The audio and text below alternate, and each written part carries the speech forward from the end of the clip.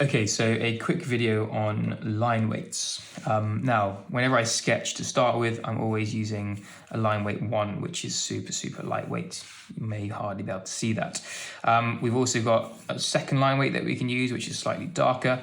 And then we've got a third line weight that we can use, which is normally our fine liner, so the really kind of dark outline that you can see there.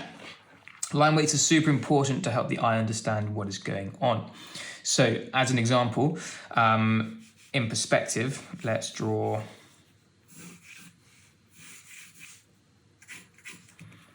a really basic cuboid, like so. And as I've done before in previous videos, let's cut out this front corner. So let's bring that back. So that point is going back into that distance. This one on this side goes back to there. This one's also going back to this vanishing point, and this one up here is going back to this vanishing point over that distance. This goes vertically down. Those two, this line's going back towards this vanishing point, and this one exactly the same. And that's now been cut out. Let's say we've also got another cutout a bit further down. This can be a bit longer. Going back to this vanishing point over here. This is vertical. On the top where it meets this line, we're going back parallel-ish to that vanishing point. Same with this one, going back to this vanishing point.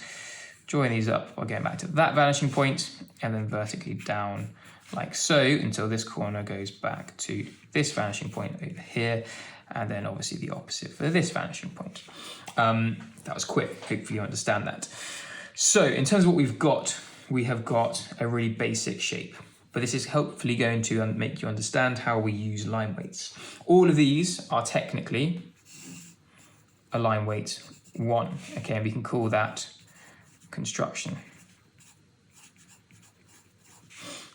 As you can see, line weight 2 is going to be any line that you would still see something crawling over it. And what I mean by that, say we've got a spider here and he crawls over this line onto this face, we'd still see him. So this line here is a line weight 2. Exactly the same for this line, because this face and this face, you would still see the spider crawling over it. And the same for this face, because you would still see your spider crawling over here. Same with this vertical here, because you would see the spider crawl around the inside. Exactly the same here, here, and this bit here. Over here we've got the same, so this you'd see the spider crawling, there you'd see it crawling, here you'd see it crawling, over this bit here, over this bit here, and down here, and obviously all on the internal parts as well. So all of that is a line weight 2. Same with this front corner, spider would crawl along, you'd see it. Same with these connecting bits, spider would crawl along and you would see it go from here up to here. Same with this bit here. It crawls over, and the same with this bit here, it crawls over. Okay, so those are all of our line weight 2s. We now have the face where the spider would crawl over and we wouldn't see it. So if he crawled from this point underneath, we would lose sight of the spider. So that becomes a line weight 3. This is kind of extended a bit too long, so I'm just going to cut that off. That would be a line weight 3 as well.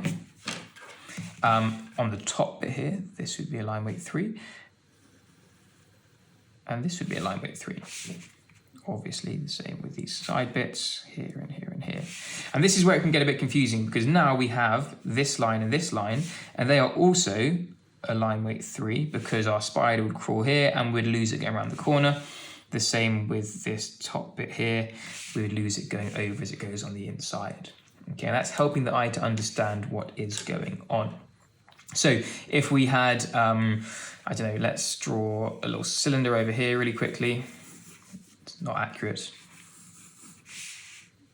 Let's imagine it's like a little can, in fact.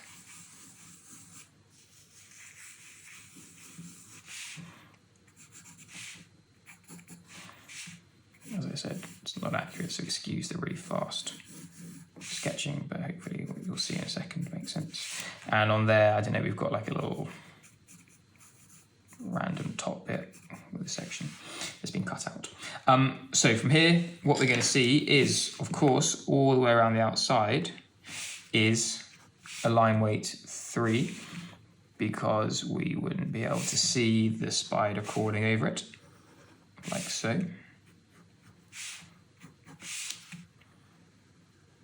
but we still want to show this front line here and this front line here to understand what's happening. So this line would also be a little bit darker, line weight 2, because the spider, as it crawls over, we would still see it. We want those bits to stand out. Up here we have got a line weight 2 there, line weight 2 there, and a line weight 2 at the back. But this bit here would be a line weight 3, because as the spider crawls along and falls in, you wouldn't be able to see it. So hopefully that helps with line weights. It makes things stand out a lot better and will make your drawings far better to the eye, basically. It's all about how the eye visualizes certain parts on the page.